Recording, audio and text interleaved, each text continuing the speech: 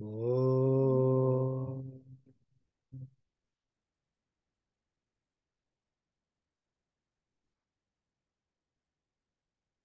Oh.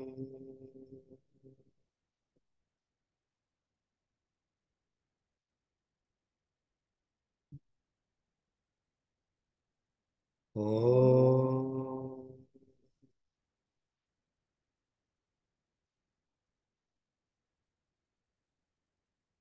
सदाशिवसमारम्भाम् शङ्कराचार्यमध्यमाम् अस्मदाचार्यपर्यन्ताम् वन्दे गुरुपरम्पराम्।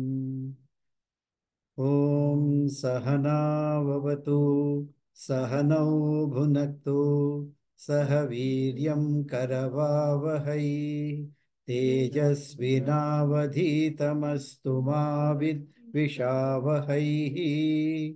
ॐ शान्ति शान्ति शान्तिः। हरिः ॐ श्रीगुरुभ्यो नमः। हरिः ॐ।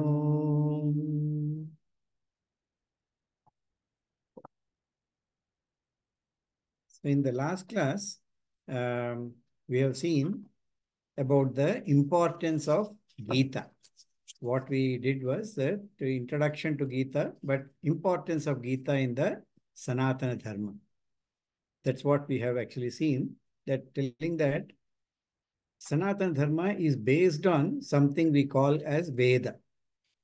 And the Veda is actually was used to be one Veda, and subsequently that one Veda got split into four by Veda Vyasji out of compassion, knowing that our mind will not be, um, it will not have the capacity to completely absorb the entire Veda because of Kali Yuga coming.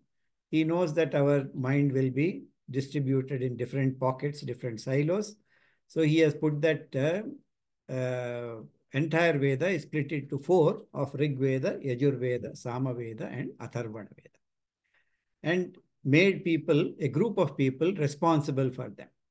So to say, for carrying on the knowledge from one generation to the other generation. Now this Veda, as such, if you see, has got four portions or four kandas we have seen, like Mantra Kanda, Brahmana, and Aranyaka, and Upanishad. So there are four chapters, so to say, four themes that the Veda can be split into. And this mantra portion is nothing but the bhakti. It actually kind of allows you to have deep relationship with that Brahman, who is Ajam Nirvikalpam Nirakaram Ekam. So it doesn't have a shape, it doesn't have a form, it doesn't have a characteristic. So how do we generate that type of a relationship with that? This Bhakti Kanda will do that, and this Bhakti then becomes a backdrop to all other paths you take. Bhakti is the most important in terms of having at the back of your head, back of your mind.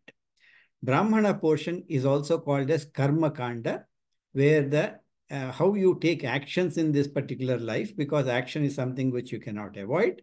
How do you do actions, take up actions, or what type of actions one required to take to continue having this relationship with the Brahman. Not only relationship, how I can achieve the knowledge that we talk about as in the Jnana Kanda. And there is one more, which is we refer to as Upasana Kanda, Aranya Kanda. Aranyaka portion actually tells you about the Upasana Kanda, Upasana. How do you do meditation? How do you develop that meditation techniques in order to control your mind? Because my mind goes here and there. So we require to understand as to how to control that so that I can have one single thought. How can I focus my mind on the Ishvara or the Brahman? That is called Upasana Kanda. And we have Jnana Kanda as well, which is the Upanishadic portion, which gives you the knowledge of how to achieve this particular oneness with the Lord, oneness with the Brahman, of Aham Brahmasmi. How do I achieve that? that particular aspect comes into picture. Knowing my true nature, then is the what Jnana Kanda will tell us. We have seen this particular this one. And we have also seen when Gurudev came down from the Himalayas to teach this knowledge to the people in general, he did not say, I will do now Upanishad, the Jnana Yajna. No, he did not talk, because Upanishad is the highest knowledge. He should have taken up and named it as Upanishad, the Jnana Kanda, because there are 108 Upanishads and there are so many other aspects that will come into picture that it's very difficult when you have so much of knowledge in the background. To take up one particular text was very difficult for him. So what he did is he took up what many acharyas before him have done. That he took up Gita Jnana Yajna. Means he has taken Gita as the tool for him to spread this knowledge of Vedanta. Why? We have seen Gita gives you the gist of the entire Vedic knowledge that we have. So many 4 Vedas, 108 known Upanishads. There were many more that say, but doesn't matter. 108 Upanishads, and you have 18 Puranas and Upapuranas, and you have so many Vedanga, 6 Vedanga knowledge which is there. All of that is kind of combined into this particular text, what we call as Bhagavad Gita.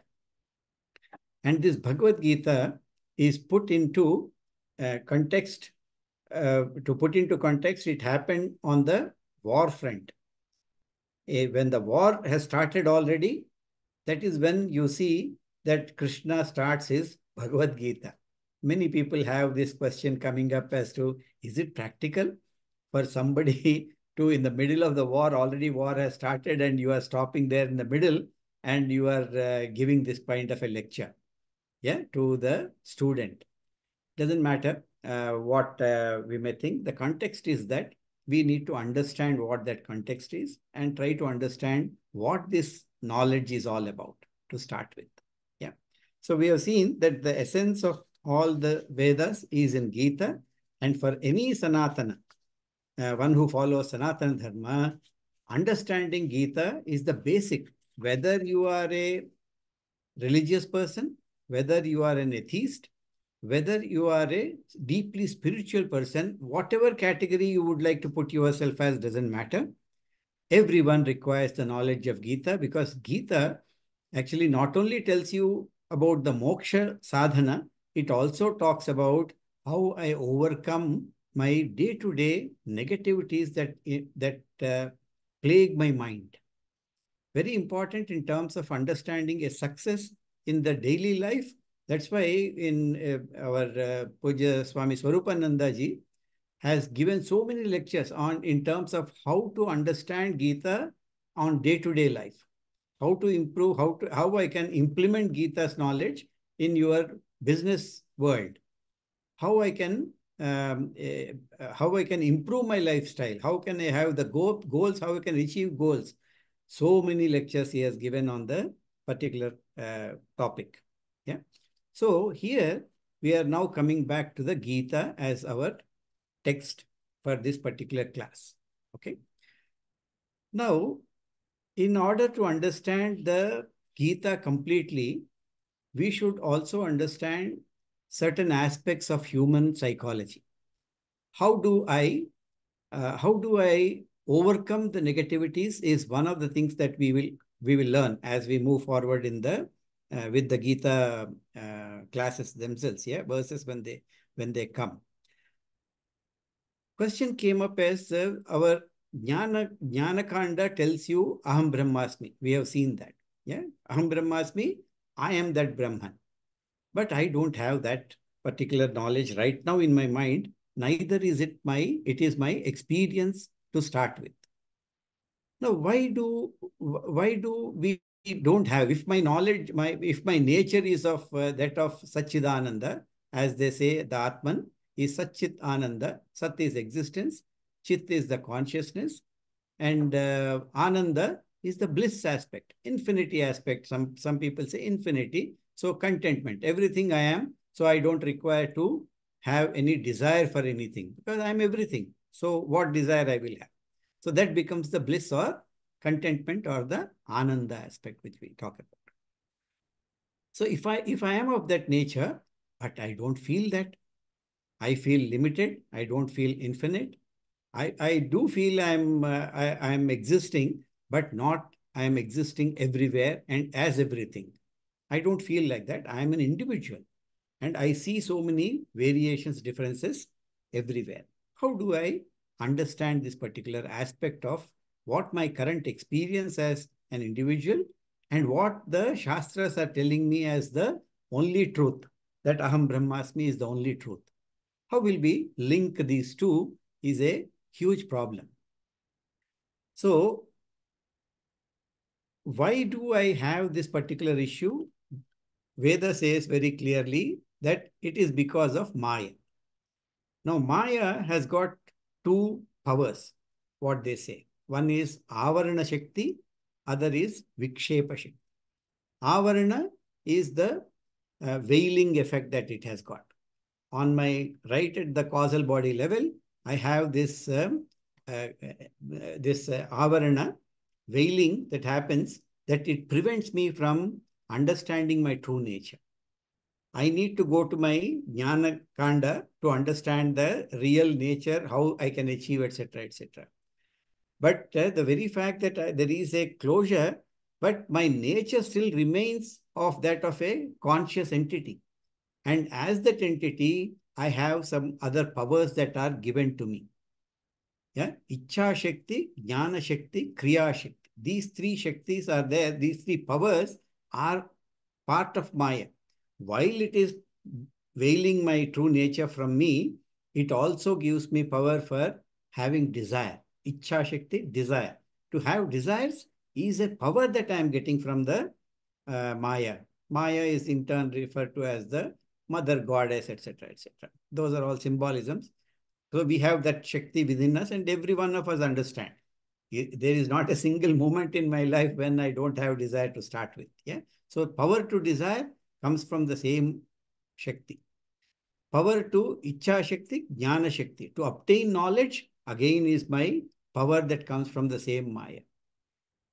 Kriya Shakti, to take up action in order to achieve the results for these desires, also coming from the same power which we refer to as Maya Shakti or the mother associated with that.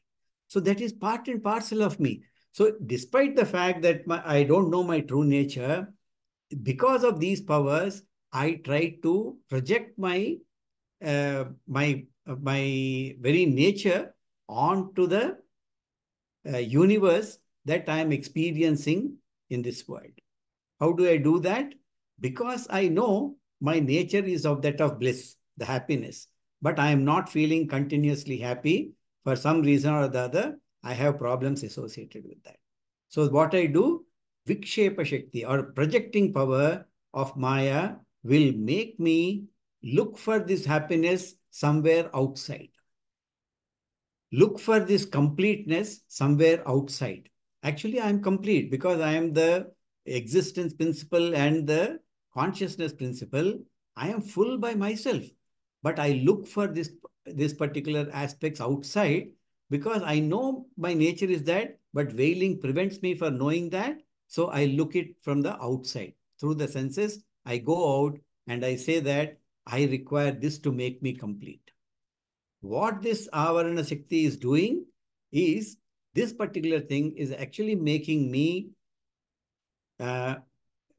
feel an emptiness. A vacuum is created in me because I'm not feeling continuously happy, but I know my nature. Inherently, I know my nature is that of happiness. So I start looking for this, and this vacuum kind of brings in all kinds of sense objects into me, trying to complete me.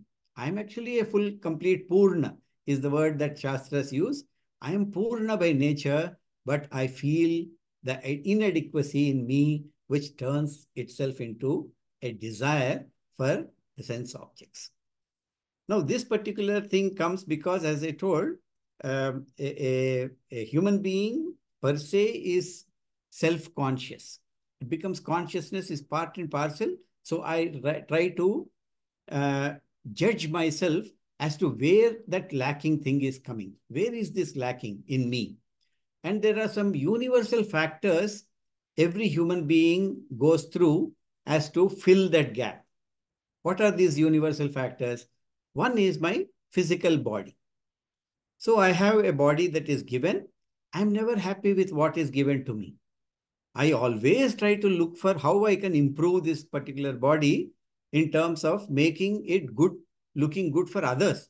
Forget about myself. Even others should appreciate me looking at me. So I require, this body is something universal. It's not limited to only person who is reading Gita or Sanatan Dharma. It doesn't matter. This is applicable to everybody.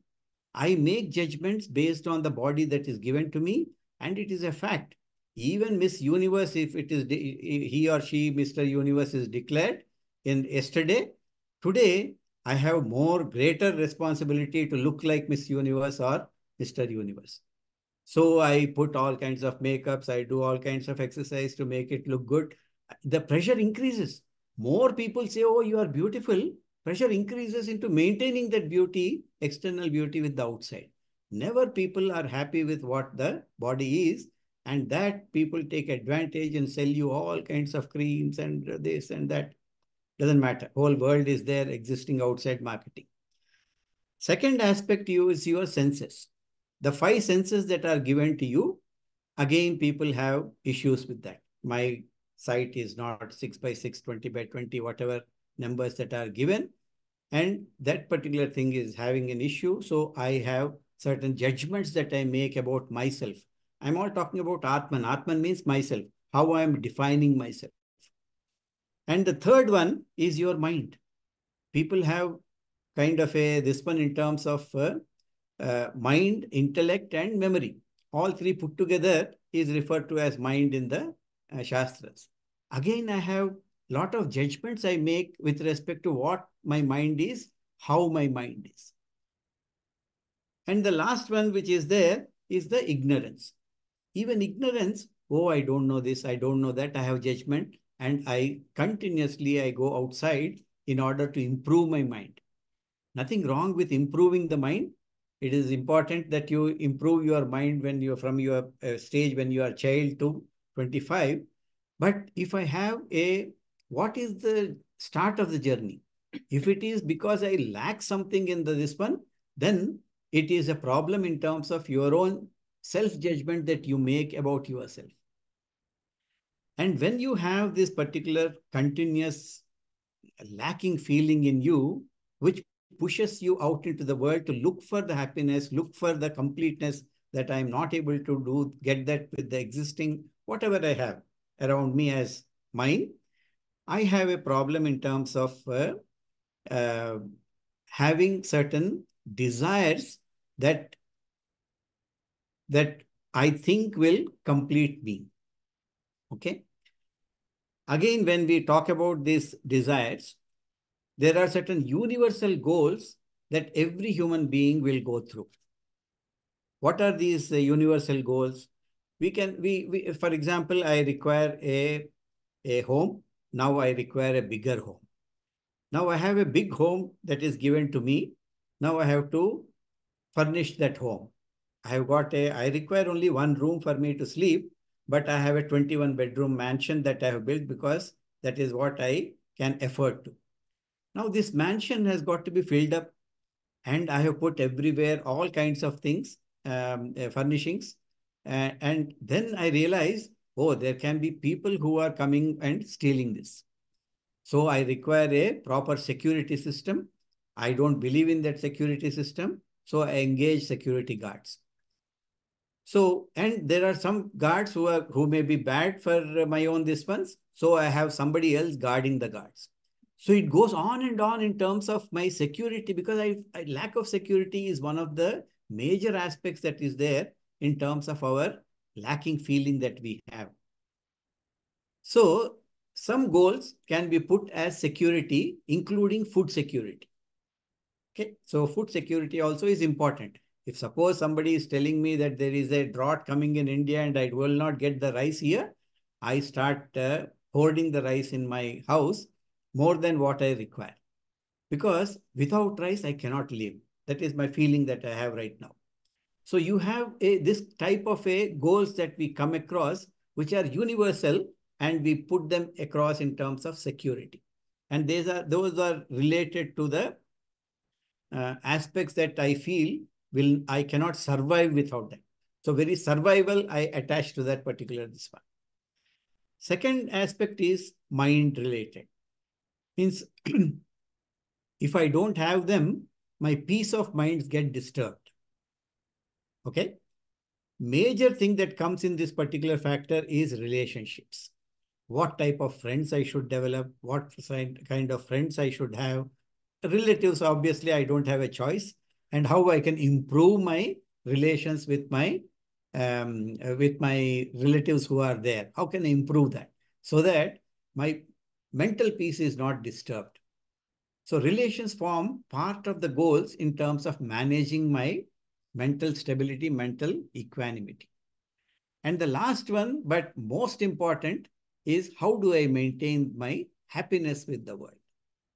Very, very important in terms of, and happiness, very objects are there, relationships are there, everything associated with that I require so many things that make me happy and keep me happy.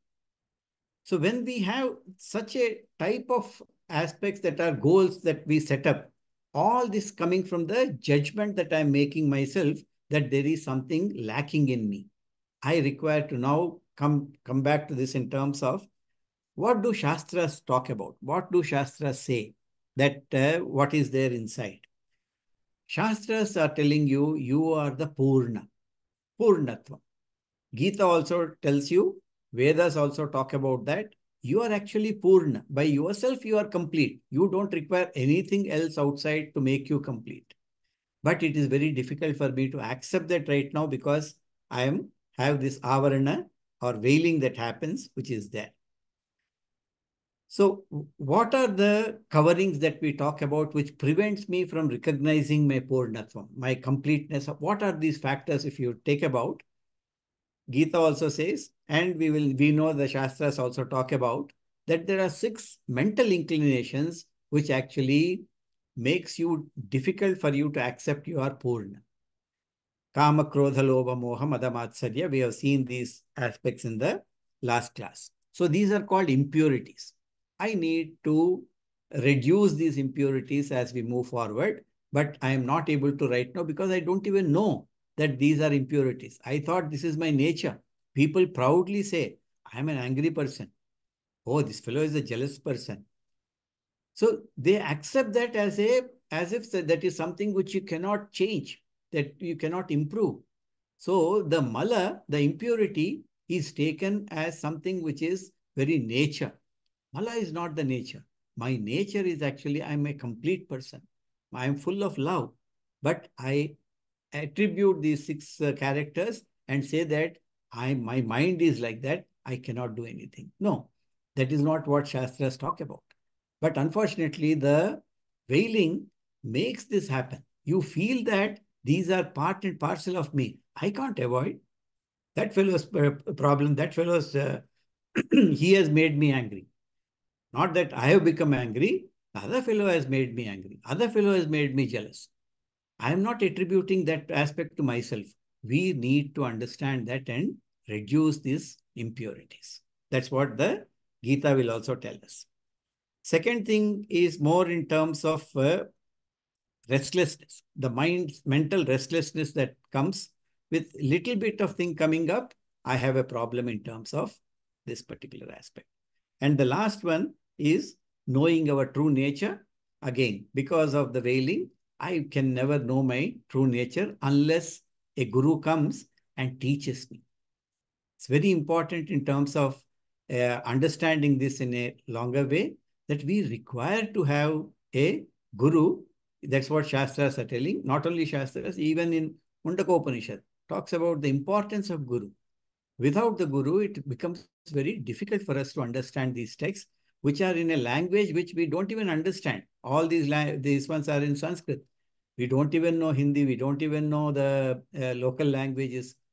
We are trying to understand something in Sanskrit, the too old Sanskrit, in the new English language. So that is a challenge by itself. So we need to understand as to how I do this particular thing.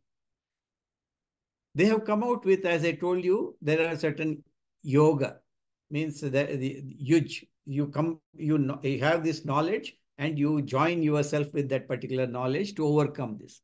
Karma kanda or becomes karma yoga, and with that yoga, I remove the impurities of my mind, of kama, krodha, lobha, moha, mada, matsarya. That I try to do that in terms of doing that.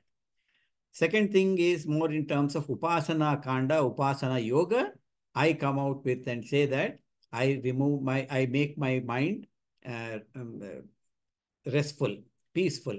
I avoid the restlessness in my mind by doing upasana. And by doing jnana yoga, I will become a person who knows my true nature. So when we hear these particular things, we talk about, okay, so I have sadhanas to achieve something. Shastras again come back and say that, sorry, you don't achieve anything by these sadhanas. What do you mean by that? Because I am already Purna. All that I don't know is that I don't know that I am a complete person. So by doing sadhana, really you don't achieve anything. You already have that. You are already that, and you only recognize that particular fact. So you might hear a word which is called prapyasya prapti. Means that you have already, you will achieve. This is what is the total aspect of the sadhana and the knowledge that I gain, etc., etc. All that it will do is to remove the veiling and makes you recognize that you are the Brahman. Very, very simple response in terms of a guru's requirement, because there is a ignorance in you. When ignorance is there, a teacher is required. Our Gurudev used to give a stock example for this. A person who is wearing the glasses, very common that I forget. If somebody says me, you describe what is in front of me, I will say a fan is there, a light is there, Ramanaji is sitting, Indraji is sitting, a glass is there, a cup is there, computer is there, you are there, so and so, so and so. I will never say my specs are there because they are the first one who is outside me. But I will never say that because they become part and parcel of me. Similarly, any instrument that you are using very closely and also continuously, you tend to take that as yourself. Now apply that particular rule to your intellect, to your mind, to your body. So body becomes me. Whereas Shastras say body is an instrument you use. The mind becomes me. Senses become me. All the judgments which I told you are coming from these. But these are actually instruments. They are not me. If I really say, if my body is me, in deep sleep, the body is gone. I don't even recognize. That means you are dead. In a way, possibly, but really speaking, when I get up, I don't say that this body doesn't belong to me. I accept that as me. Suppose you have purchased a brand new, latest model Tesla car. Now, Tesla car is standing in the garage. Now, that you like that, and it's an instrument that you use every day for going and coming. And if somebody makes a scratch on that, now that is the problem. Yeah. Because I am attaching myself to that particular car. And if somebody comes and says, hey, ultimately, this is just a car. You may have spent a lot of money, but it doesn't matter. But it is not you. It is an instrument that you are using. If somebody tells you that, you may accept for some this one. But if somebody doesn't accept that theory, that car and you are different, car becomes you, then people will say that you have to be going to a psychiatrist. But we don't think like that when you take this body to the hospital to get it repaired, like how you are taking a Tesla car to the dealer for getting it repaired.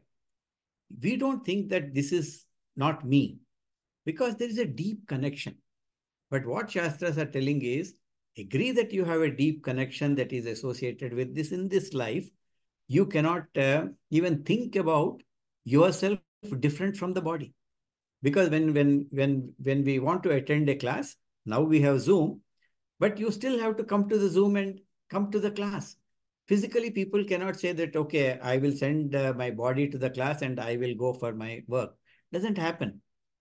Correct only. That is correct. But at the same time, we must accept that this is only a karanam. Karanam means the instrument. This is what Shastras are telling. It is not the by itself you. You are different from this. And our own experiences in our dream state, in deep sleep state, in samadhi state, etc., we can drop this. Continuously, we drop this as not me, but somehow we still attach ourselves to this particular thing as me. So we need to understand by sadhana, what we achieve is the knowledge of myself as the completeness in me is what we recognize, only that particular fact. Not that we actually achieve that particular fact like we achieve an object. So when I have a desire for moksha, it is not that moksha is that that person or Brahman is a different subject. So I will achieve it through my action. That's why in Upadesara also, Karturajnaya prapyate phalam. So Karta, you are not even the Karta. Forget about it, that Karta is nothing but the Ishvara. And he is the one who actually gives you the result. So result is also not in your hand. Very high philosophical aspect given right in the first verse of first verse by the Ramana Maharshi that we have seen. Okay. Now, so we have now seen as to why people behave the way they behave. Okay. Now, Bhagavad Gita, to give you a context to that. Very important, we understand the context to this particular Gita to start with, Bhagavad Gita. Bhagavad Gita happens in the epic which we refer to as Mahabharata. In Mahabharata, very briefly, I don't go into the previous where Bhishma is born, etc., etc. But from the Dhritarashtra Uvacha, from Dhritarashtra onwards, we will see, because the text starts with Dhritarashtra Uvacha. So we should know who is this person who is Dhritarashtra to the minimum. So this Dhritarashtra is Dhritarashtra and Pandu. These are the two sons of the Kuru dynasty, princes of the Kuru dynasty. Dhritarashtra, unfortunately, is a blind person, born blind. Now, there are many symbolisms. They say blind means a mind, etc., etc. It doesn't matter. We will take it as a story, as a history that happened. So, Dhritarashtra is the blind eldest son of that king. And the younger one is Pandu. Pandu is okay in terms of everything is, all the five senses are working for him. So as per the rules of the dynasty succession, somebody who is blind cannot become a ruler. A king cannot become that. Yeah, because he has to have all the five senses for him to rule, is how the rules were. So based on that, he was told that you cannot become the king. You are the eldest. If you have everything like Pandu, you would have been possibly the king because you are the eldest. Now, Pandu becomes the prince to become king. Yeah, he is nominated for becoming the king. And Dhritarashtra got married to Gandhari, and Pandu married to Kunti and Madri. There are two different wives who are there for Panduraj. Now, this Pandu king, actually he was supposed to become the king, but he dies in a particular response. The story goes that he has got 5 sons, and after having those 5 sons, 3 from Kunti and 2 from Madri, that particular person dies because of some curse. He has done something wrong, and because of the curse, he dies. Now, these children are very young. The 5 children, which we will refer to as Pandavas, are very small. Now, because they are very small, the eldest son of Pandu could not become the king because he's too young for becoming the king. Now, all these 5 are taken by the Dhritarashtra And he had 100 sons from the Gandhari. And these 100 plus these 5, all of them grew together as brothers. And who is the fatherly figure? Dhritarashtra. Now, despite this particular thing happening, when the children become old enough to claim the kingdom, Dhritarashtra got attached to his own sons. Yeah, imagine all of them are together. He is only a regent. He is not the king. He is only in charge of that temporarily till the eldest son of Pandu comes to age. But he says, okay, that was then, but now my son Duryodhana, he doesn't have any problem with his eyes, nor with any of the senses, nor with any of the 5 indriyas of the action. So why should he not become? Why should I give it to? So this particular dharma always comes into picture as to what is the dharma? What should happen vis-a-vis what our mind is thinking. So this particular aspect goes on, and Mahabharata is a very huge. It's called Maha because it is the biggest text that we have in terms of number of verses. Even compared to Ramayana, this has got 3-4 times the number of verses giving this. So it becomes Bharata, becomes Mahabharata in comparison. What happened? Ultimately, they came to a particular stage where a war between these two cousins could not be avoided. And when that happens, both the sides go to different kingdoms that are existing in the world. I say world very, this one, because even people from Iran, it is called Baghdad, that particular thing, Baghdad is there. It is called Bhagavatam, some name is given in terms of this. So you have kings coming from across the world, east and west, and within India, and they join the two groups.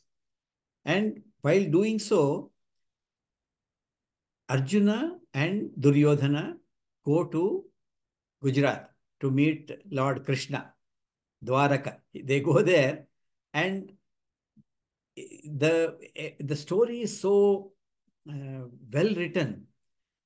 Arjuna goes there, and first he stands near the head and he says, no, no, no, Krishna is Bhagavan, so I should stand at his legs. And he comes and stands at the leg.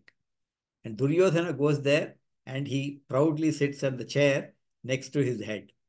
So when Krishna opens his eyes, Krishna never required to open his eyes. He is always seeing, yeah. But for us, the story goes that he opens the eyes, he sees Arjuna, and he says, Arjuna, why did you come? Then Duryodhana says, no, no, no, I came ahead and I am sitting right at your head and you are not seeing me. Oh, sorry, sorry. Okay, you came first, but I saw him first. So, but still, since you came first, you can ask why you came, because that is the dharma. You came first, so you should get the chance first.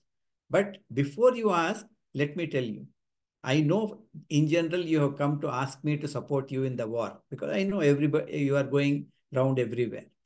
So tell me whether you want me on your side or whether you want the army in your side.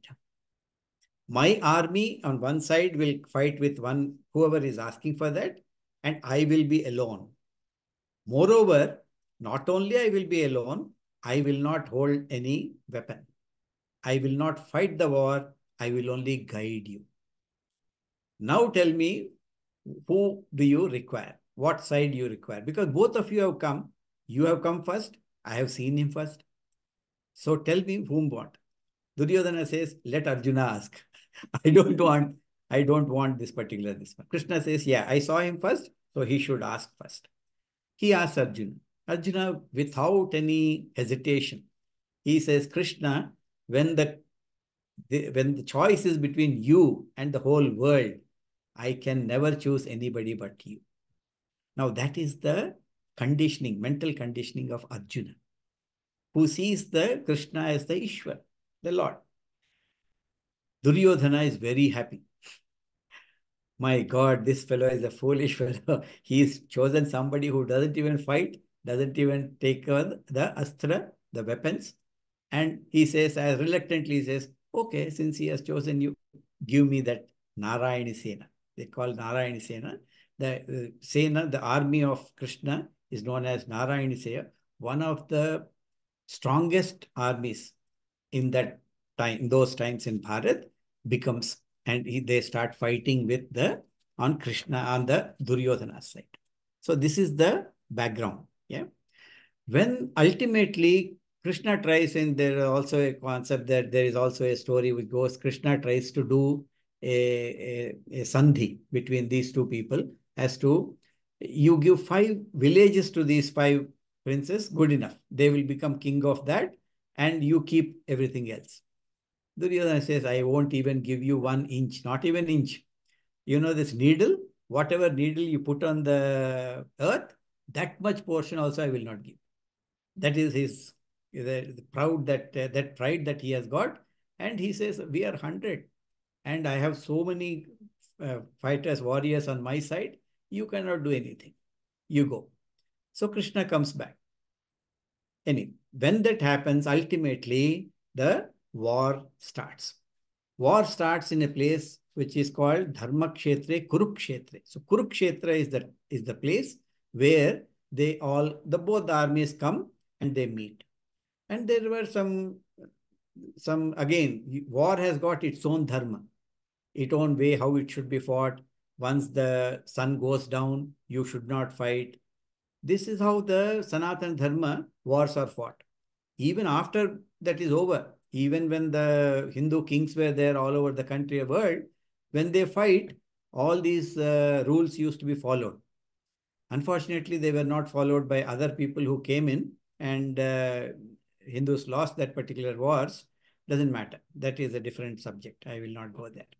So anyway, this particular thing, Dharma Kshetre, Kurukshetre. So following the dharmas of the war at Kurukshetra, they started the war to start with. Now, before this war started, Vedavyas ji, as I mentioned in the last class, is a contemporary of the people around, kings, Dhritarashtra, Duryodhana, Arjuna, uh, all these people, even Panduraju, everybody he knows. In fact, he is one of the cousins. That's a different, with a different servant lady, he is born, etc., etc. That is the story which comes behind as a backdrop to the Mahabharata.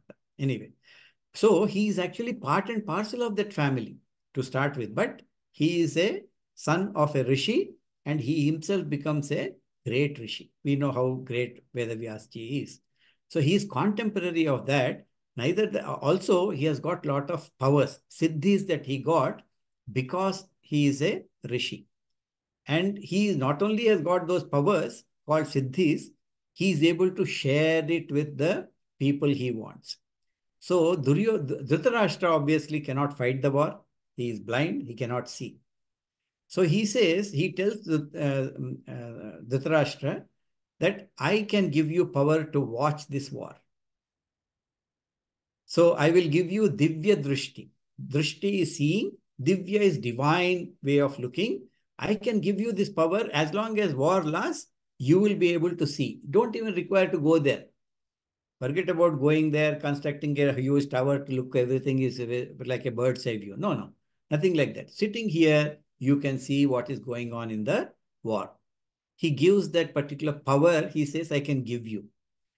But Dhritarashtra being Dhritarashtra, he is too proud. He knows already, because already they went around. He got Narayani Sena, etc., etc. And they say the king, the number of kings, number of armies that are fighting for Duryodhana were 11 Akshoni. Each Akshoni has got millions of warriors with them. Yeah, that's how many people are fighting for Duryodhana. He has got Bhishma, Drona, Ashwadhama. So many powerful warriors are with them. So Dhritarashtra says, I don't require to see. I know the result already. He didn't take into consideration Krishna on the other side because he's blind. Blind not physically, blind mentally. So he couldn't see. So he says, I don't require this power. However, since you are eager to give it to my Sarathi, who is the Sanjaya.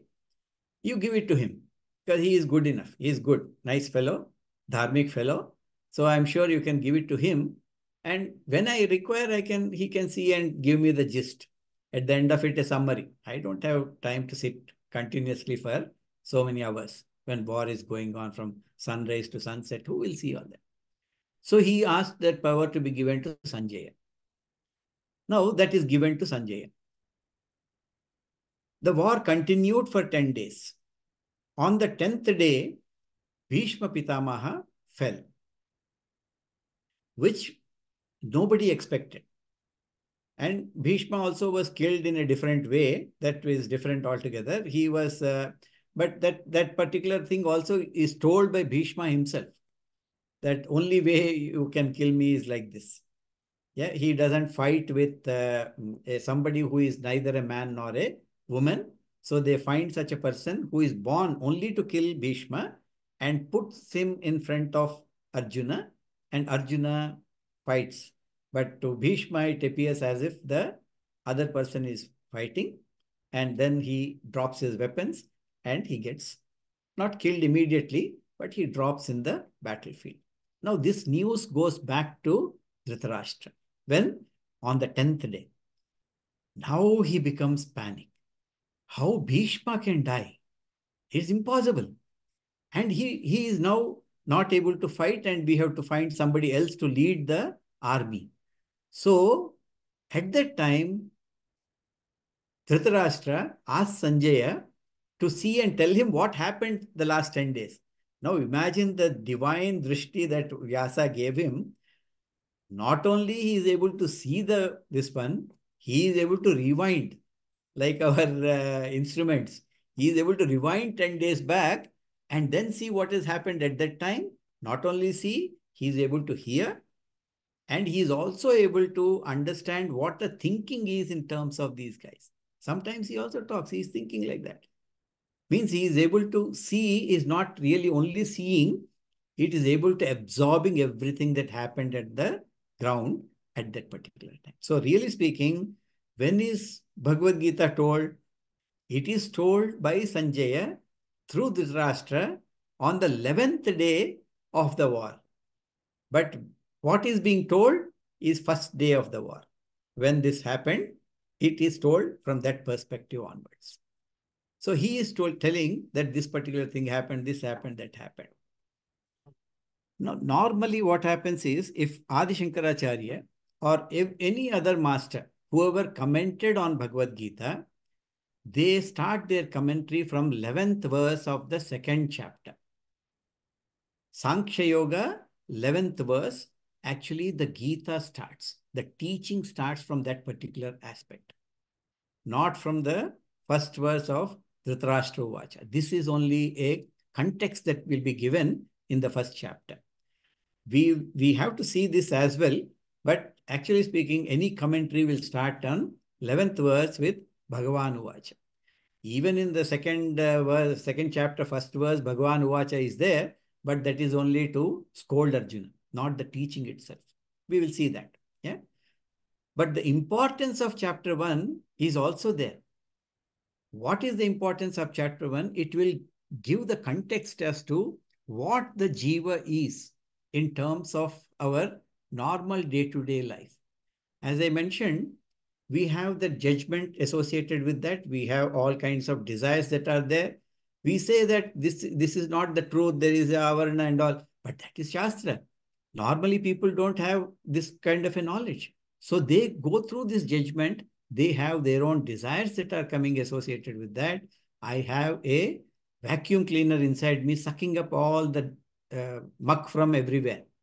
That is what our mind and this one is doing. Everywhere we go, wherever the maximum muck is there, we go with our vacuum cleaner to suck that in terms of our impurities, and we improve those impurities again and again. So what happens when somebody does that? This is nothing but samsara. As we say, we live in samsara is nothing but accumulation of this muck that come into it. I don't try to improve remove that chitta shuddhi. No, I don't want to improvise my mind in terms of removing the muck. I accumulate my muck. When that happens, what happens is I develop a sense of attachment to all the things that are outside. Relationships, objects, everything outside, I develop this attachment to them. When we say attachment, it is called raga. The likes that we have and dislikes we have. Both are called raga. Means what? Raga, dvesha is called, but really speaking, raga itself should include everything. Things I would like to have, things I would like to avoid. Both is in terms of actually a raga only. Things I don't want. I don't want my mother-in-law to come to my house is a raga. That also is bad. This type of things that we have developed in terms of doing that, raga, automatically, because I am depending on something which is temporary by nature. The entire samsara is temporary by nature. And I'm depending on them to gain this happiness through attachment that I have. Automatically, every raga in time will lead somebody to shoka, sorrow. Has to happen, because as long as you are depending on the world to give you happiness, not on yourself or the Ishvara within you, you are bound to end up with a shoka. So, person whom you loved for 25 years, 25 initial years, young, we see in Bollywood movies, from childhood, people love and then they get married. And 10 years down the line, we have problems. Because you are depending on something outside temporary. As long as you are depending on the world, irrespective of who that is or what that is, the ultimate, this one will be only shoka. We tend to say that no. Love actually overcomes all these shortcomings, so to say. But there will be somewhere down, okay, maybe, maybe. So that maybe will always plague you in terms of our relationships.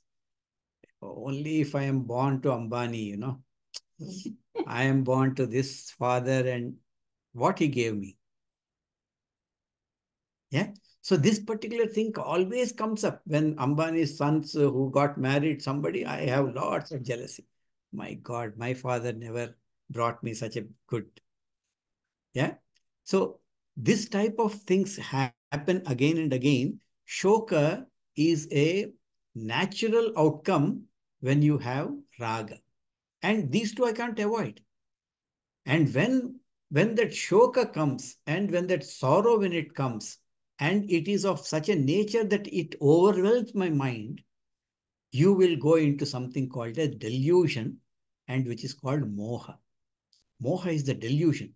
Delusion is when the shoka overpowers your mind, you are not capable of taking correct decisions. And you justify that particular aspect and take decisions which are, for outsider, it is pretty clear. What are you doing? Why are you taking this decision? Why are you running away from this particular problem that you have? But my mind is completely filled with sorrow. I don't have any choice but to have a mind taking decisions like that. And this particular thing is called moha. When the sorrow overwhelms your mind, your intellect loses the capacity to think and make the right decisions. You end up with moha. And all of us go through these three aspects. Now, importance of chapter 1 is that you see that's happening in Arjuna. He goes through an attachment phase, he goes through a sorrow phase, and he goes through a moha, which is taking wrong decisions because he doesn't know. But at least he had that much because he was living with Krishna, so to say. He was related to him. He has gone through so many. He used to visit. They used to visit. He knows Krishna quite well. So he had that much of intelligence, capacity to accept the fact that he has this problem of moha. He doesn't know moha. He doesn't say that. He says, I'm not able to decide myself, Krishna. And he surrenders at the last minute. Fortunately for us, had he thought and he ran away from the battle, there is no Gita. But fortunately for us, he sat there. And since he sat, Krishna was waiting for such a Sishya. You will see that when the Krishna starts the teaching, it is the highest teaching that any guru can give to the Sishya. So the second important reason for chapter 1 is introduction of Guru and Sishya. These two aspects, one is samsara of raga, shoka, moha. Introduction to every one of us. Arjuna is nothing but all of us who go through this. At some point in life, we have raga that turns into shoka, and we have moha where I did not take. Many times we think, had I done that at that particular time, I don't know what would have been. Why I did that at that time? Moha. I couldn't really think properly. And I did not have Krishna at that time to tell me that. So I took a wrong decision. That particular thing plagues us. Whether that decision you take, some other decision, it would have possibly ended up in a different way. We don't know. But this is what is the nature of the jiva. And most important is, you should be like Arjuna to become a Sishya. At least accept I don't know. If you don't do that and you run away based on the decisions you are making, there won't be Gita, there won't be teaching. Guru cannot do anything. Unless you are ready to listen, Guru cannot do it. That's why it is actually told in a different way that this knowledge is not given without asking. Really speaking, that asking is nothing but that acceptance that I don't know. Only when that happens, you are able to do. And even if you say that, okay, I'm going and coming and sitting in the class, that is good enough, because you are accepting somewhere deep down that I don't know anything that is being told in the full capacity. I heard here and there because last 20 years I'm hearing. So I know, but still I'm coming and sitting here to learn together with you, because deep down I also know that moha is there, and in this moha, I cannot gain the full knowledge associated. I need to come back into this. So chapter 1 is very, very important from that perspective. We will quickly read the first verse so that we will start this particular thing, the class from the next class onwards. Dhritarashtra उवाच धर्मक्षेत्रे कुरुक्षेत्रे समवेतायुयुत्सवः मामका पाण्डवाश्चैव किमकुर्वत Sanjay. So here it says Dhritarashtra Uvacha. So the entire Gita starts with Dhritarashtra telling something.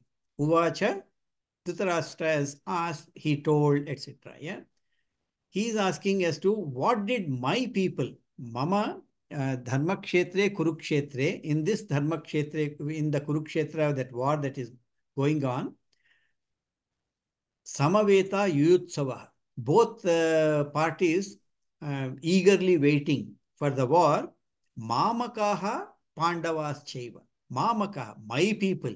Still that minus is there with respect to Duryodhana and all. He is not considering all the other 5 who are born, were brought up by him as not his. He says Mamakava and that Pandavas Chaiva. What are they?